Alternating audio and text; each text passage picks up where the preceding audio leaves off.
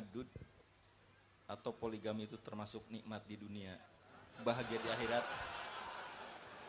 Masya Allah. Antum bacanya kok pelan-pelan. Coba yang keras, keras bacanya. Apakah kalau ta'adud atau poligami termasuk nikmat di dunia, bahagia di akhirat? Masya Allah. Susah jawabnya jemaah. Taib. Kalau bicara ta'adud, sejatinya Allah mengatakan fankihu ma taba lakum minan nisa masna wa thulatha wa ruba' fa in khiftum alla ta'dilu fawahidah. Jadi ta'adud itu bisa menjadi nikmat di dunia, bahagia di akhirat, dan bisa menjadi azab di dunia dan azab di akhirat. Kembali kepada siapa pelakunya dan bagaimana dia melakukannya. Ketika dia ta'adud, poligami, nikah lebih dari satu, dan dia telah mempersiapkan istri pertamanya, udah siap, rumahnya udah siap, maka dia nikah kembali dan istri keduanya juga wanita yang soleha, insya Allah nikmat. Tapi sebagian itu menikah kedua ternyata rumah pertamanya hancur. Jadi nikmat apa jadi azab? Azab. Maka kembali ketika seorang wanita pun seperti itu sejatinya.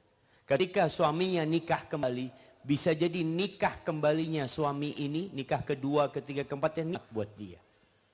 Ketika dia menerima, dia mengatakan, ya Allah Ustaz, kalau memang takdirnya anak harus seperti ini, anak akan bersabar, karena sejatinya kehidupan gak lama. Besok, lusa, atau bulan depan anak akan mati. Tapi harapan anak mati, Allah ridho sama anak. Umpamanya seperti itu. Ketika dia tidak menerima ta'adud suaminya, yang ada berantem tiap hari, ya.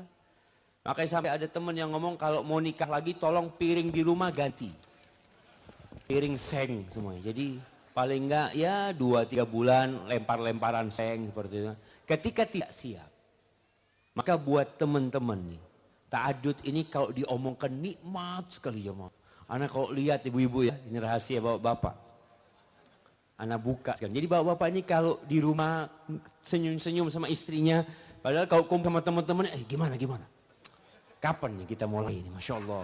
Semua ada yang pemburu janda katanya apa? Astagfirullahaladzim. Jadi sampai rumah, maka ingat, yang ingin ta'adud, jangan meniatkan untuk berbangga. Ketika Rasul SAW menyebutkan seorang yang bekerja, orang ini bekerja, kalau tujuannya untuk riya, untuk berbangga-banggaan, kata Rasul SAW, fahuwa fi sabili syaitan, maka dia berada di jalan setan. Jadi tolong benar-benar niatnya diluruskan, memang untuk ya kebaikan dunia dan akhirat, bukan untuk berbangga-banggaan dan antum memiliki kemampuan untuk berlaku adil. Kalau tidak, kata Allah, satu. Insya Allah bahagia. Tapi kalau mampu berlaku adil, silahkan. Silahkan apa enggak silahkan ibu-ibu? Ibu-ibu gak mungkin nyilahkan antum. Yang menyilahkan antum siapa? Allah mengatakan silahkan antum nikah gitu loh. Tapi kalau antum minta izin sama istri, ayolah saya kurang apa deh, masa nggak dikasih izin gitu kan? Mungkin istri mengatakan kalau engkau mau nikah lagi nggak apa-apa mas. Tapi ada satu syarat. Apa syaratnya jemaah? Nanti tanya sama istrinya. Nah, tafadhol. Jadi syaratnya harus berlaku adil, mampu berlaku adil. Dan ingat sekali lagi, ada orang yang tidak mampu. Jadi antum kalau dikomporin sama teman antum, ayo antum. Antum bukan dia. Dia mungkin mampu berlaku adil. Mungkin antum nggak mampu. Ada yang tidak mampu memanage konflik. Antum tahu rumah tangga Rasul SAW, antum pikir nggak ada konflik di sana? Itu ribut istri-istrinya. Dan Nabi SAW pernah duduk di samping Aisyah radhiyallahu taala anha, datang putrinya Fatimah. Mengatakan tuh istri-istri yang lain tuh menuntut keadilan. Sampai seperti itu. Akhirnya Fatimah nggak bisa. Datang Zainab, itu Zainab mencaci maki Aisyah di depan Nabi SAW. Nabi itu cuma ngelihat. Ini Aisyah, itu istrinya juga. Rame ini. Setelah itu Nabi ngasih isyarat kepada Aisyah suruh jawab. Itu sama Aisyah dibantai nih Zainab. Sampai nggak bisa ngomong. Kata Nabi SAW, ini anaknya Abu Bakar Siddiq. Kayak gini. Jadi ribut di sana itu cuma. Maka tolong para suami harus siap menghadapi konflik yang ada. Bismillah, antum jalanin, semoga fid dunya hasanah wa fil akhirati hasanah wa qina azabannar. Barakallahu fikum. Fadhil Ustaz. Jazakallahu khairan Ustaz atas jawabannya. Pertanyaan kedua Ustaz. Ustaz, saya adalah seorang yang diuji dengan ketertarikan sesama jenis. Kira-kira apa yang harus saya lakukan? Apakah menikah merupakan solusi? Saya khawatir menyengsarakan istri saya kelak. Apa saya harus berterus terang dengan calon pasangan saya? Syukran. Subhanallah jemaah. Allah itu menciptakan Nabi Adam dan Hawa. Ini penyakit. Penyakit jemaah. Makanya Nabi Lut alaihissalam ketika menghadapi kaumnya, beliau itu sampai bingung. Beliau mengatakan kepada kaumnya, "Ata'tunal fahisha ma sabaqakum biha min ahadin minal alamin. Innakum lata'tunar rijala syahwatan min dunin nisa bal antum qaumun tajhalun." Kalian benar-benar orang bodoh kata. Gimana kalian mendatangi itu laki-laki dan meninggalkan perempuan? Ketika orang ini diuji tadi, ada penyakit itu di dirinya. Yang pertama, dia harus minta tolong sama Allah Azza wa Jalla. Ingat dengan firman-Nya, iyyaka na'bud wa iyyaka nasta'in. Yang kedua, berlindung dari godaan setan. Sejatinya yang membisik-bisikkan ke antum itu setan. Yang ketiga, meninggalkan tempat-tempat yang membuat antum jadi tertarik. Makanya kenapa laki-laki ini nggak boleh melihat aurat laki-laki yang lain? Sama-sama laki, nggak boleh melihat auratnya. Perempuan sama perempuan nggak boleh melihat auratnya. Karena penyakit ini kadang-kadang hadir di sana jemaah. Maka antum berusaha untuk ngobatin diri antum dengan meninggalkan. Kalau antum tertarik sama fulan, kalau duduk sama fulan, ganti majelisnya, ganti sohibnya, ganti tempatnya, hijrah. Mengganti suasana. Kemudian ketika menikah nanti sama istrinya, antum, ya kalau bicara terus terang, antum minta bantuan istri. Katakan kepada dia, ana sakit seperti ini. Ana ingin ngobatin diri ana. Tolong dibantu.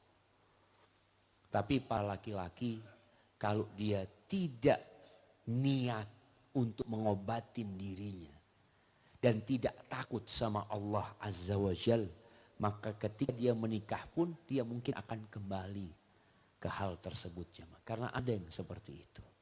Maka takutlah dengan azab Allah Subhanahu wa taala. Sejatinya setan itu zayyana lahum syaitan. Kebodohan ini membuat manusia melihat yang buruk baik, yang baik buruk. Maka semoga Allah menyelamatkan antum dari penyakit tersebut dan membersihkan hati antum. Allahumma amin. Naam Ustaz, fadhil. Jazakallah. Pertanyaan ketiga Ustaz. Assalamualaikum warahmatullahi wabarakatuh. Ustaz, afwan saya mau bertanya namun mungkin ini di luar tema. Orang tua saya masih beragama Katolik. Beliau sudah sangat tua, sangat ingin beliau masuk agama Islam. Saat ini beliau di luar Jawa, apa yang harus saya lakukan? Karena beliau lebih sering mendengar kata tetangga. Dengar pertanyaannya jemaah. Enggak Ustaz, antum terlalu kecil bacanya Ustaz. Deketin mic-nya Ustaz. Pertanyaannya, orang tua saya beragama Katolik, beliau sudah sangat tua, sangat ingin beliau masuk agama Islam. Saat ini beliau di luar Jawa. Apa yang harus saya lakukan? Karena beliau sering mendengar kata tetangga. Subhanallah jemaah, buat para anak yang pergi merantau, meninggalkan kedua orang tuanya. Ketahuilah, kebaktian terbesar anak kepada orang tua adalah bisa masuk surga bersama kedua orang tuanya. Subhanallah. Kalau cerita tadi ini mengingatkan anak dengan ceritanya Al-Auza'i. Iya, kalau anak salah Al-Auza'i. Jadi pernah di Libanon sana, Auza'i lagi bikin kajian, tahu-tahu ada orang baru datang. Ditanya oleh Auza'i, kamu dari mana kata dia? Kok baru kelihatan gitu? Dari Tustur atau Tastur. Dari Tastur, sebuah wilayah yang ada di Iran sana. Daerah sana masih banyak Majusi. Ditanya sama Auza'i, bapakmu sama orang tuamu gimana? Kata. Orang tuamu gimana? Ada bapak anak masih Majusi kata dia. Apa kata Auza'i? Coba kamu pulang. Ini mau belajar sama Auza'i. Auza'i mengatakan coba engkau pulang, mungkin bapakmu bisa masuk Islam di tanganmu. Sana engkau. Pulang di jamaah. Sampai kampungnya sakit bapaknya ternyata. Akhirnya ini anak merawat bapaknya. Dirawat bapaknya. Sampai suatu hari bapaknya mengatakan, nak, agamamu apa sih nak? Kata dia. Engkau kok baik banget gitu. Karena seorang muslim dapat kewajiban berbakti tidak seperti agama lain. Akhirnya anaknya muslim, ayah. Apa tuh Islam nak? Diceritakan sama anaknya. Subhanallah. Bapaknya masuk Islam setelah itu meninggal dunia. Maka buat teman-teman yang merasa orang tua anak masih seperti ini, seperti itu. Engkau tinggalkan orang tuamu. Padahal Allah mengatakan wa in jahadaka ala an tusyrika bi ma laysa laka bihi ilm fala tuti'huma wa sahibhuma fid dunya ma'rufa. Kalau kedua orang tuamu memaksamu untuk melakukan kesyirikan yang enggak ada dasarnya itu, maka jangan taat kepada orang tua. Tapi Allah katakan wa sahibhuma fid dunya ma'rufa. Temani keduanya dalam kehidupan dunia dengan cara yang baik. Suhbah itu menemani, jadi sahabat bersama orang tuanya. Dengan harapan orang tuanya bisa masuk Islam. Tetapi ketika antum jauh, antum katakan dia lebih suka mendengarkan ucapan tenaganya. Soalnya tetangganya yang kumpul sama dia jemaah. Antum nggak kumpul. Antum sesekali telepon. Sesekali berjumpa. Sebagian setahun sekali berjumpa dengan orang tuanya. Tinggalkan tempat perantauan antum, datang ke orang tuanya, duduk berbakti sama orang tuanya. Terus berdoa semoga orang tuanya masuk Islam. Apalagi dikatakan sudah sepuh. Ustaz, kerjaan ana di sini, Ustaz, tinggalkan pekerjaan yang memberikan rizki kepadamu di Jogja, dia akan memberikan rizki kepadamu di kampung sana. Tapi kadang-kala kita nggak yakin sama Allah Jalla Jalaluhu. Ketika seorang niat berbakti kepada orang tuanya, insya Allah rizkinya dimudahkan, umurnya dipanjangkan oleh Allah. Maka buat teman-teman yang merantau, tolong kalau kondisi seperti tadi, engkau pulanglah. Pulang ke kampungmu, berbakti sama orang tua.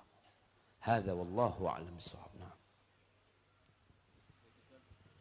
Pertanyaan berikutnya, Assalamualaikum Ustaz.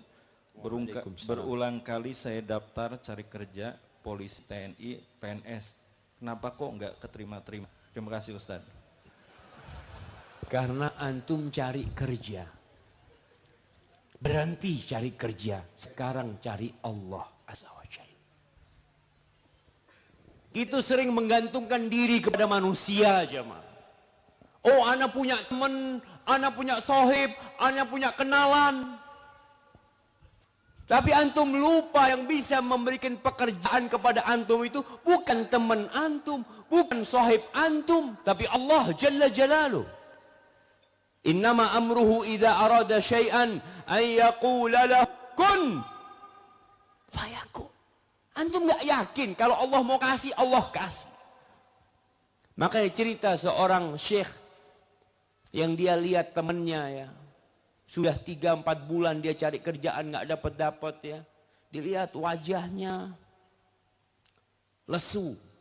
Tanya sama syekh ini, kau kenapa? Iya syekh, anak ini cari kerjaan. Anak udah ngomong sama fulan, anak punya kenalan, ada lobby sana, tapi sampai sekarang belum ada kabar syekh dia. Lalu syekh ini mengatakan, kenapa engkau tidak ketuk pintu Allah Jalla Jalaluh?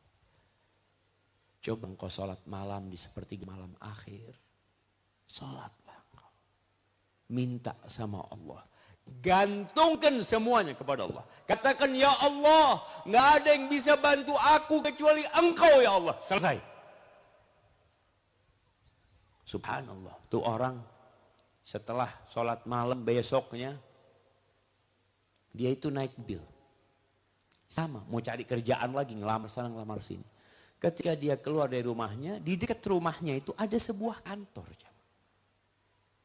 Tidak pernah dalam benak dia akan ngelamar di tempat ini. Karena nggak punya kenalan. Dia nggak punya kenalan, gimana mau masuk sana? Sedangkan selalu orang berpikir, antum nggak akan diterima kalau nggak punya lobby. Antum nggak akan diterima kalau nggak punya flu. Selalu itu ditanamkan di benak kita. Ini orang nggak pernah ke sana karena nggak punya kenalan. Tapi dalam hati kecil dia, cobalah mungkin ada lowongan di sini. Subhanallah. Setelah sholat malam, dia mampir ke sana. Tanya sama resepsi, Mas, ada lowongan, kata dia. Oh, ada, kata dia. Coba ketemu bos di atas, kata dia. Subhanallah. Nggak kenal sama orang ini jemaah. Dia ke atas ketemu bosnya, ngobrol sama bosnya, ditanya, pernah kerja di mana, macam dia ceritakan. Alhamdulillah, kata bosnya, kita punya 2 pekerjaan, antum tinggal pilih. Mana yang antum pilih? Bayangkan, dia nggak kenal sama nih orang. Tapi karena dia cari Allah, Jalla Jalaluh, Allah kasih tuh kerjaan sama dia. Dikasih pekerjaan, suruh milih dekat rumahnya. Dapat 3 hari dia ketemu sama gurunya. Kata gurunya, ngelihat wajahmu kok lain sekarang. Nggak seperti 3 hari yang lalu. Iya Syekh. Alhamdulillah ketika ana minta sama Allah, semuanya jadi selesai. Allah mengatakan, fa inna ma'al usri yusra. Inna ma'al usri yusra. Sesungguhnya bersama kesulitan itu ada kemudahan. Bersama aja, bukan sesudahnya. Allah katakan bersama. Ketika antum sedang sulit, itu kemudahan sedang jalan bersama kesulitan. Bareng dia jalan, jemaah. Tinggal kapan antum minta sama Allah Subhanahu wa taala, Allah berikan itu kemudahan. Tapi sebagian diuji. Setahun dikasih kerjaan, 2 tahun dikasih kerjaan, terus 4 tahun. Tapi ketika antum terus minta sama Allah, demi Allah, nikmat antum dekat sama Allah itu jauh lebih nikmat daripada antum dapat pekerjaan. Kok bisa Pak Ustaz? Antum lihat. Ketika orang belum dapat pekerjaan, dia bangun malam. Ketika terlilit hutang, Masya Allah, soft pertama di masjid.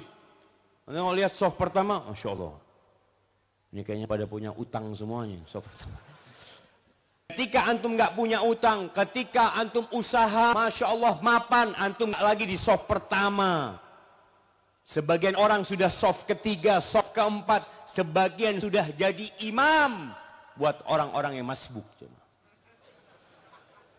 Udah dia hidupnya sudah nyaman, merasa udah nggak apa-apa loh Ustaz, gimana banyak kerjaan ya, yang penting berjamaah ke masjid, macam-macam seperti itu.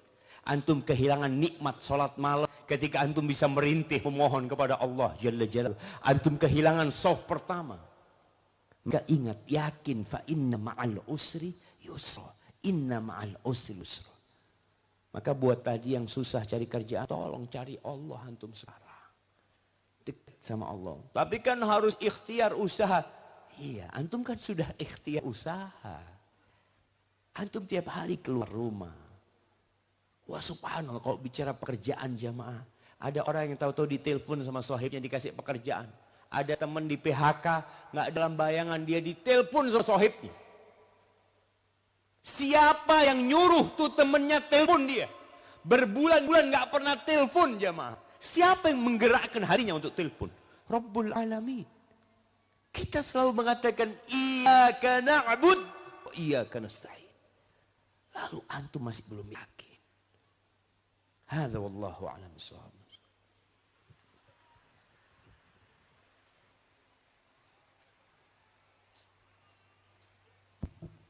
Baik, pertanyaan berikutnya Ustaz. Assalamualaikum warahmatullahi wabarakatuh. Jazakallahu khairan Ustaz atas pemberian ilmunya. Afwan Ustaz, saya telah berzina dengan seorang akhwat dan kami sudah pisah. Tapi hati terkadang masih inginkan dia. Amalan apa yang baik untuk memperbaiki hati saya? Jazakallahu khairan.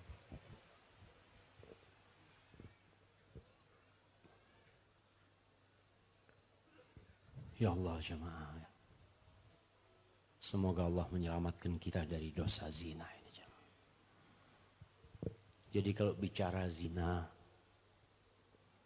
Allah itu tidak hanya melarang zina.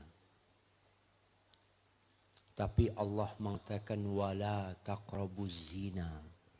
Jangan dekat-dekat dengan zina. Karena kalau sudah dekat akan berzina. Sedangkan kita melihat ya kehidupan masyarakat di negeri kita ini banyak pintu-pintu zina yang memang dibuka. Contohnya, kenapa kok dipisah laki sama perempuan?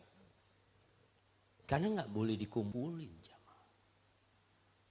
Apalagi mereka yang sudah baligh akan tergoda. Tuh anak-anak SMA, laki perempuan kumpul, kuliah laki perempuan kumpul. Oh enggak Ustaz, hatinya terjaga. Siapa yang bilang? Antum coba tuh cek di Kementerian Kesehatan, di Komite Perlindungan Anak. Tahun 2013 62,7% tuh remaja melakukan seks bebas. 62,7%. Karena lingkungannya membantu mereka untuk itu. Liburan kemana, tamasya kemana, berduaan sama perempuan. Maka Allah tutup celah untuk perzinaan itu. Kenapa sih laki perempuan harus sekolah bareng?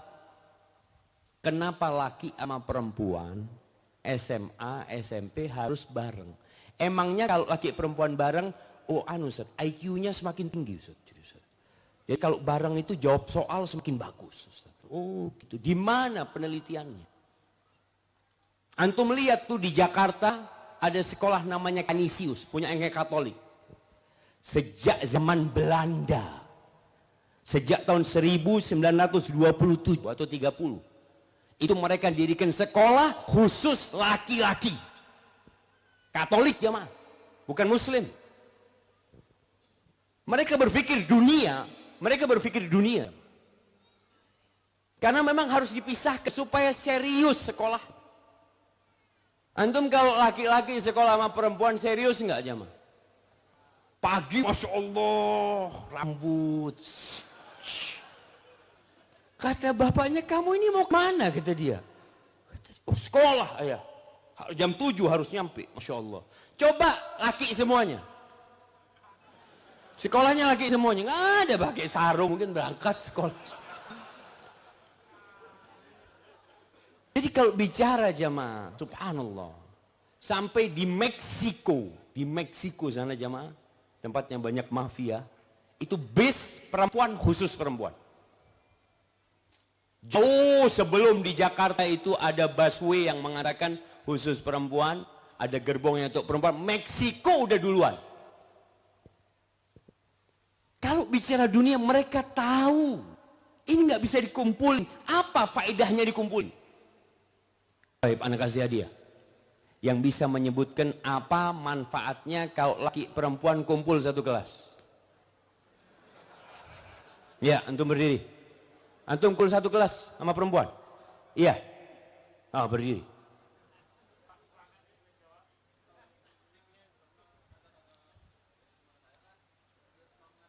Oh, biar semangat. Masya Allah. Terus, semangat apa? Semangat belajar, semangat ingin dilihat perempuan? Oh, yang penting semangat-semangat pokoknya, iya. Kemudian, nilainya bagus. Masya Allah, jemaah. Oh, jadi cewek yang ngerjain tugasnya. Masya Allah. Jadi ngerjain cewek ceritanya Ustaz. Ah, lihat nih, dikerjain sama yang laki-laki. Masya Allah. Ustaz, ayo maju ke depan. Antum belum nikah kan? Kasihkan ke orang tuanya ini. Iya, maju ke depan antum. Mulai besok jangan kumpul lagi sama perempuan sekolahnya. Kasih. Wallahi jamaah. Itu kita tuh darurat seks bebas. Itu 2013 seperti itu. Karena memang kumpul laki perempuannya. Mau berzina di kelas, berzina di kamar mandi, berzina di kebun, berzina di mana. Itu terbuka seperti itu. Jadi kalau dikatakan tadi manfaatnya apa, antum bisa lihat yang sekolahnya itu sekolah yang khusus laki, orangnya jadi semua. Orang yang serius mereka. Kalau tadi katakan kalau ada yang cewek suruh ngerjain tugas ya atau apa, seperti nggak ada, ini ngerjakan kerja sendiri semuanya. Maka tolong kita mulai berpikir. Secara agama Allah mengatakan wala taqrabuz zina. Kalau bicara secara logika dan dunia semua masuk. Kenapa harus dikumpulin? Coba yang laki-laki, perempuan-perempuan semua serius belajar di sekolah. Nanti lulus SMA, sama-sama laki lulus SMA, perempuan lulus SMA, ketemu kawin. Selesai.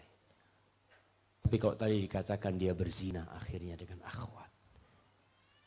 Ada orang tua yang mengatakan kepadanya, nak jangan berzina. Betul. Tapi dia berada di lingkungan yang membuat dia berzina.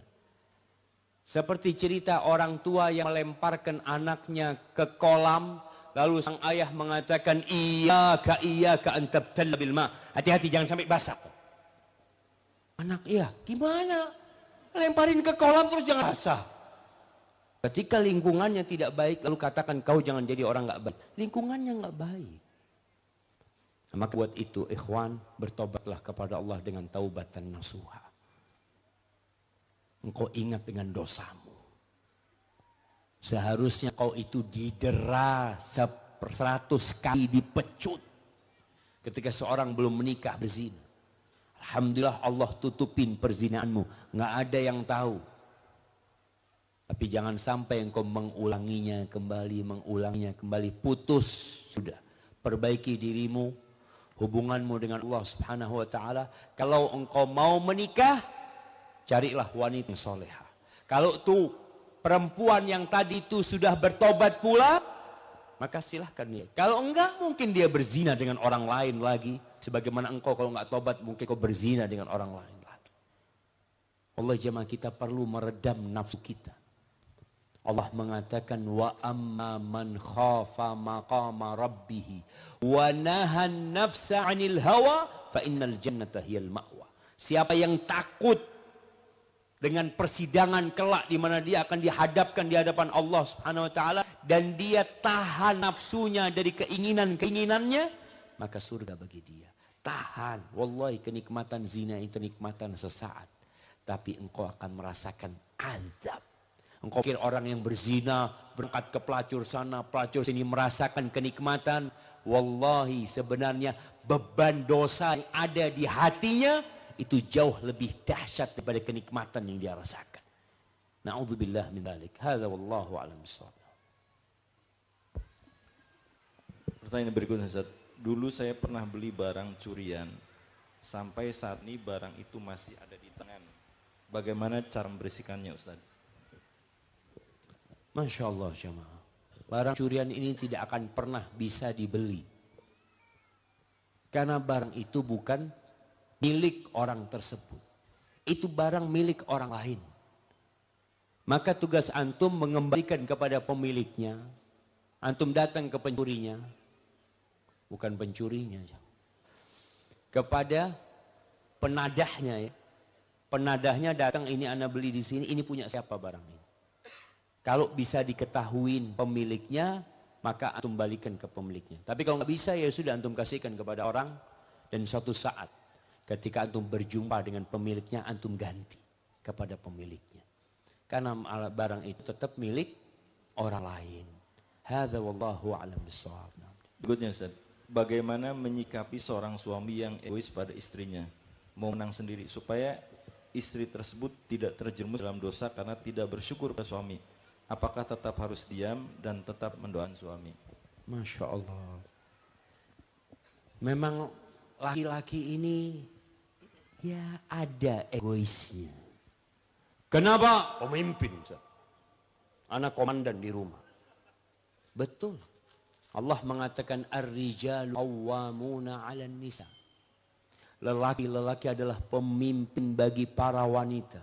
Jadi para wanita harus taat dan patuh dengan suami. Tapi kalau mau menang sendiri ya anti ngalah. Kalau bicara menangan jamaah, yang ada berantem dalam rumah. Anda tanya sama ibu-ibu. Ibu-ibu ingin berantem sama suaminya, atau ingin senang hidupnya? Bu-ibu, ya kalau dizolimin nggak bisa Ustaz, bela diri. Ada perempuan seperti itu. Maka harapan anak perempuan ini memiliki kekuatan yang membuat suaminya itu bisa tunduk sama dia. Punya perempuan itu kekuatan. Antum tahu Fir'aun. Siapa yang tidak kenal dengan Fir'aun dan kebengisan? Setiap bayi laki-laki yang lahir ke dunia ini disembelih oleh Fir'aun di Mesir sana. Disembelih hidup-hidup. Bayi lahir sembelih. Ketika datang bayi Musa alaihi salam ke istana Fir'aun. Fir'aun ingin membunuhnya. Apa kata istrinya? La taqtuluh asa ayyan fa'ana aw nattakhidahu walada. Mungkin dia bermanfaat buat kita atau kita angkat jadi anak. Fir'aun bunuh enggak Nabi Musa? Dia bunuh ratusan ribuan karena istrinya yang minta, enggak jadi dia bunuh. Berarti Fir'aun bisa tunduk sama istrinya. Masa ibu-ibu tidak bisa menundukkan suaminya? Bagaimana menundukkan suami? Jangan pernah suami lapar. Itu yang pertama. Karena lapar ini membuat emosi. Ketika suami datang ke rumahnya, usahakan dia yang membukakan pintu. Ada suami masuk rumah, Assalamualaikum. Assalamualaikum. Istrinya sambil main handphone, oh sudah datang mas. Astagfirullah. Suami ini istrinya siapa ini? Maka ketika suami datang, tolong ada di pintu. Kemudian apa sih? Istri ini tahu masalahnya suami mana. Kapan suami marah, istri tahu. Dia udah bertahun-tahun. Karena anak sering dapat curhatan perempuan, selalu masalahnya sama. Perempuan mengatakan, Ustadz masalahnya remeh Ustadz. Alhamdulillah. Masalahnya remeh. Kenapa diperbesar? Itu suami nggak mau tahu. Kok suami nggak mau tahu? Masalahnya cuma kopi Ustadz, kurang gula, marah-marah. Anti mulai bikin kopi, taruh gula di sebelahnya. Suami kata, ini kurang gula. Bang, gulanya. Oh iya. Biar dia ngudek sendiri itu suami. Jadi bikin suami nggak bisa marah. Kalau mau menangnya sendiri umpamanya wajar. Dia itu merasa pemimpin, komandan, taati perintahnya. Kalau anak nangis, suami manggil, yang mana dulu yang diselesaikan? Ibu, anak menangis, suami manggil. Ngurusin anak pak suami? Tuh anak kan ibu. Gini nih perempuannya. Itu suami sama, itu bayi besar, bisa marah dia. Kalau anak nangis biarin tinggal aja. Dia nangis lama-lama berhenti nih. Tapi kalau suami sampai malam urusannya. Maka tolong usahakan. Kalau anak nangis jangan ngomong, Mas Afwan ngurusin anak. Jangan. Anaknya tinggal. Iya Mas. Nanti suami akan tahu. Itu anak kok nangis? Saya nak urusin anak dulu. Oh Masya Allah. Tapi usahakan istri itu tadi. Udah tahu suaminya egois. Udah tahu mau menang sendiri. Usahakan ditutup segala celah. Mau keluar rumah, mau ke warung. Kadang-kadang nih suami sama istri ribut urusan warung. Mau kemana sekarang? Warung sana. Oh lebih baik warung sini, warung sana. Ribut di mobil. Akhirnya diem-dieman jemaah. Nggak jadi makan di warung nanti. Ketika mau ke warung katakan kepada suami, Bang, di mana abang pergi, anak selalu di samping abang. Selesai urusannya. Barakallahu fiik. Mungkin seperti itu. Ya, berikutnya Ustaz. Assalamualaikum Ustaz. Bagaimana jika kita sudah diberi harapan untuk dinikahi, tetapi akhirnya harapan itu palsu? Masih ada lanjutannya. Dia memilih akhwat lain Ustaz. Padahal saya benar-benar nunggu dan sedang belajar memperbaiki diri. Sebelumnya dia sering nge-share kajian Ustadz Syafiq dari YouTube. Ya. Yang temanya tentang pernikahan yang membuat saya benar-benar baper Ustaz. Masya Allah. Tolong beri pencerahan Ustaz. Saya belum bisa move on dan sulit move on Ustaz. Masya Allah, Masya Allah. Jadi ini buat para akhwat hati-hati. Banyak serigala berbulu domba. Masya Allah. Ada orang-orang yang Masya Allah foto sama Ustadz Syafiq. Langsung dia kirim ke akhwat nih. Anak ngaji sama Ustadz Syafiq. Masya Allah. Supaya diterima dia nge-share. Bagus. Kita berbagi ilmu itu bagus. Tapi buat perempuan. Ketika Anda melihat lelaki itu memilih akhwat lain. Husnudzon sama Allah. Mungkin dia nggak pantas untuk menjadi suami anti. Mungkin dia nggak pantas untuk menjadi imam di rumah anti. Mungkin dia nggak pantas untuk menjadi bapak buat anak-anak anti. Insya Allah, Allah kasih ganti yang lebih baik buat anti. Jemaah, kita nggak tahu mana yang baik buat kita. Kita tidak tahu mana yang baik buat kita. Tapi kita tahu mana yang kita sukai dan mana yang kita benci. Kita tahu itu. Makanya Umar bin Khattab radhiyallahu anhu mengatakan, aku nggak peduli besok itu aku dalam kondisi yang aku sukai atau yang aku benci. Kenapa Umar kau mengatakan itu? Karena aku nggak tahu kebaikan itu di mana. Allah Azza wa Jal mengatakan kutiba alaikumul qital wa huwa kurhul lakum wa asa an takrahu syai'an wa huwa khairul lakum wa asa an tuhibbu syai'an wa huwa syarr lakum wallahu ya'lam wa antum la ta'lamun. Diwajibkan sekalian berperang di jalan Allah dan kalian benci dengan hal itu. Dan bisa jadi yang kalian benci itu baik buat kalian. Dan yang kalian sukai itu buruk buat kalian. Allah tahu dan kalian nggak tahu. Maka tadi ketika dapat kondisi seperti ini, katakan qadarullah wa ma syaa fa'al. Mungkin dulu anti pantas menjadi pendamping dia sebelum anti belajar. Ketika anti udah belajar ya, udah mulai ngaji, subhanallah. Mudah-mudahan Allah memilihkan buat anti lelaki yang lebih baik dari dia. Jangan takut, ada banyak 1000 lelaki yang menunggu anti sebenarnya. Iya, yang penting kita husnudzon, perbaikin diri. Kalau bicara move on, jangan lagi melihat lelaki itu. Karena kalau tetap memandang laki-laki itu, kadang-kadang ini perempuan jamaah. Udah sakit hati sama laki-laki, masih ngikutin Instagram dia, masih dia, langsung blokir semuanya, selamat tinggal.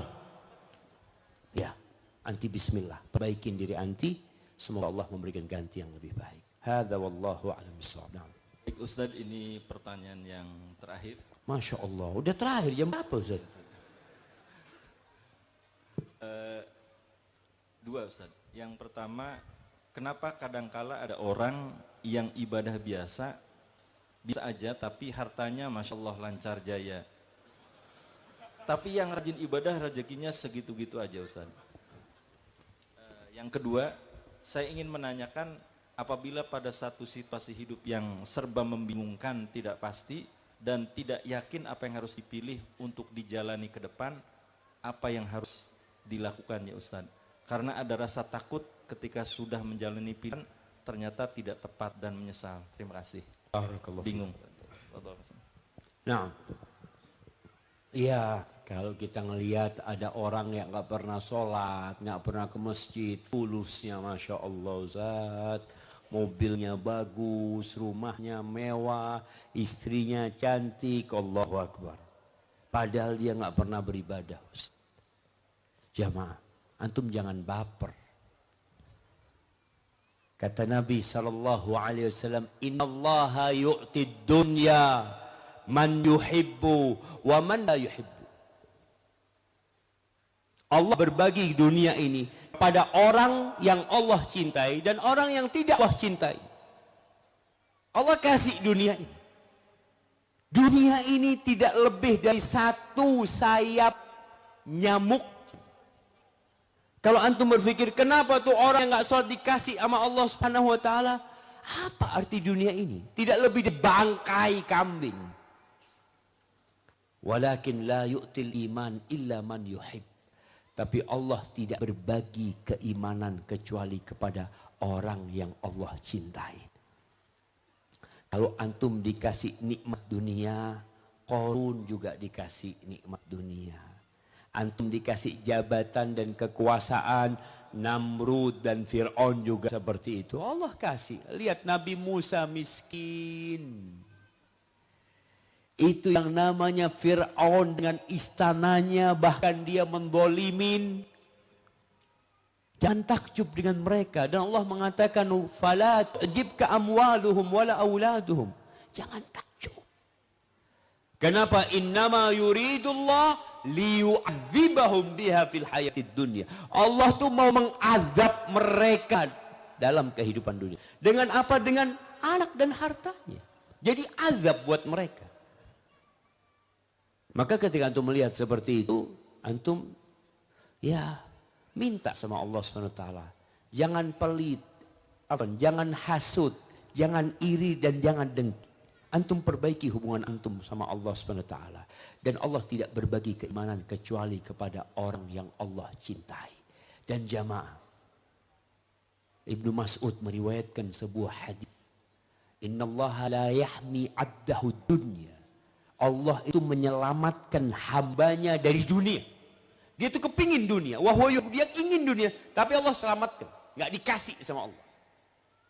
Seperti sebagian orang di antara kalian bagaimana ketika keluarganya nggak dikasih makanan yang enak-enak. Keluarganya yang sakit, nggak dikasih ini, nggak dikasih itu. Seorang ayah kadangkala anaknya batuk, nggak dikasih es krim, nggak dikasih permen. Seperti itu Allah menyelamatkan kalian di dunia. Allah sayang sama kalian. Oleh karena itu di hadis yang lainnya Rasulullah SAW mengatakan, "Idza ra'aitallaha yu'til 'abda ala ma'asihi ma yuhib, tam annahu istidraj." Kalau engkau melihat Allah menumpahkan rizkinya, memberikan rizkinya, nikmatnya kepada seseorang yang berlaku kemaksiatan, dikasih. Yang dia inginkan dia dapat. Yang dia sukai dikasih. Maka ketahuilah itu istidraj. Diulur sama Allah. Kemudian Nabi SAW membaca firman Allah. Falamma nasu ma dzukiru bihi. Fatahna alaihim abwaba kulli syai hatta idza farihu bima utu akhadnahum baghtah fa idza hum mublisun. Tuh kata Allah, ketika orang-orang itu lupa dengan peringatan-peringatan, kasih peringatan, mau dikasih musibah, tabrakan, sakit tapi enggak kembali kepada Allah Subhanahu wa taala. Akhirnya Allah bukakan segala pintu buat dia, jemaah. Sampai orang ini bereforia, gembira dengan apa yang dia dapat, Allah cabut nyawanya. Ketika itu mereka menjadi orang-orang yang menyesal. Maka ingat, ukuran kebahagiaan bukan harta.